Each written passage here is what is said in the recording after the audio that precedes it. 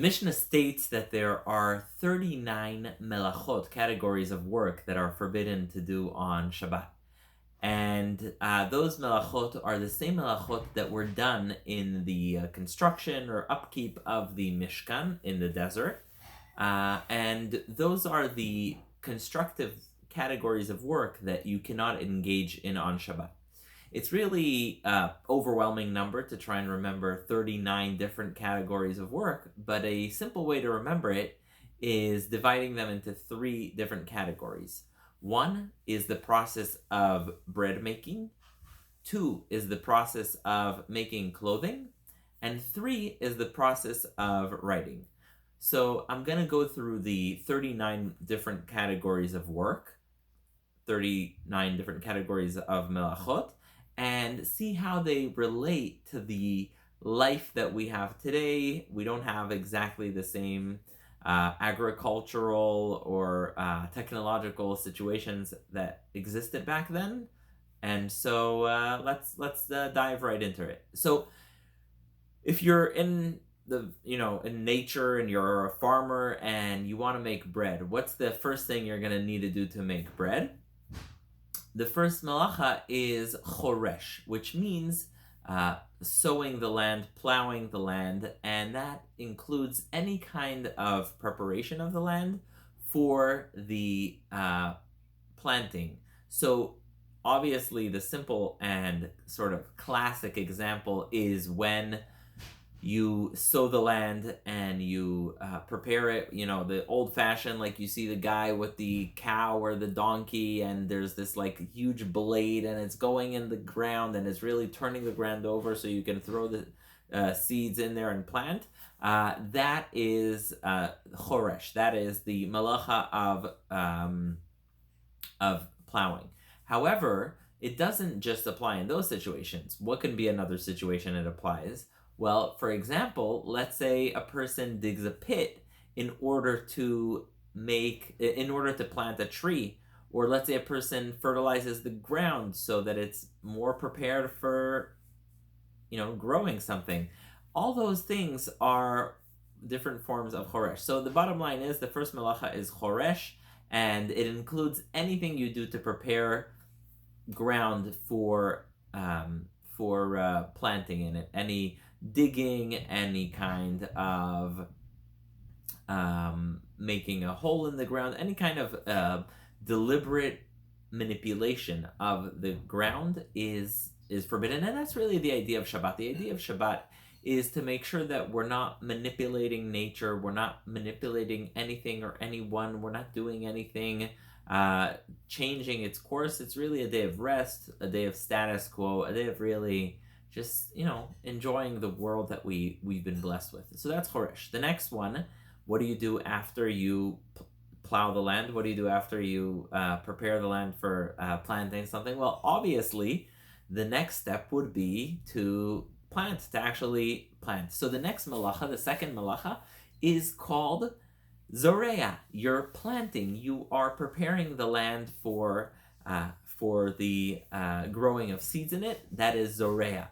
So obviously the classical example of Zoreah is when you take a seed, whether it's wheat or barley or whatever it is, and you put it in the land. That's obvious. Or even planting a tree, right? A person takes a tree and plants it.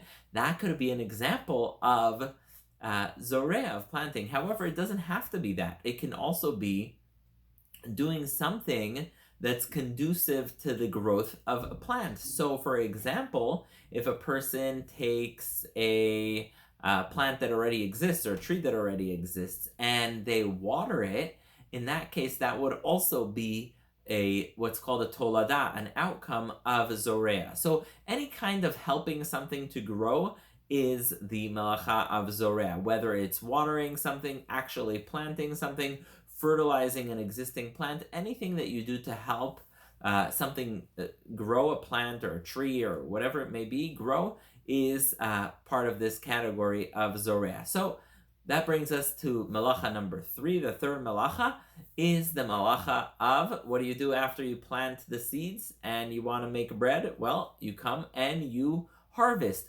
Kotzer, you harvest the wheat that you planted, but it doesn't have to be wheat. It could be anything. We've all seen the pictures of people standing with the sickle, the round thing in the round blade in the field, and they're doing it to sort of detach the wheat from the ground. And so that's the malacha, that is the category of work which is called Kotzer. The outcome of Kotzer, or the tolada, something that's similar to Kotzer, is the malacha of anything that really helps a plant disconnect from the land. So it could be picking a flower, picking an orange, any kind of disconnecting from the land, really. If someone's cutting their grass, that would be kotzer, that would be a form of harvesting. So again, any disconnecting something that's growing from the land it's growing in. Grass, flowers, wheat, no matter what it is, disconnecting something from where it grows on Shabbat is the malacha of kotzer. And so that brings us to the next malacha. What do you do once you have disconnected the wheat from the ground? You cut it. Then what they did is something called me'amer, means gathering.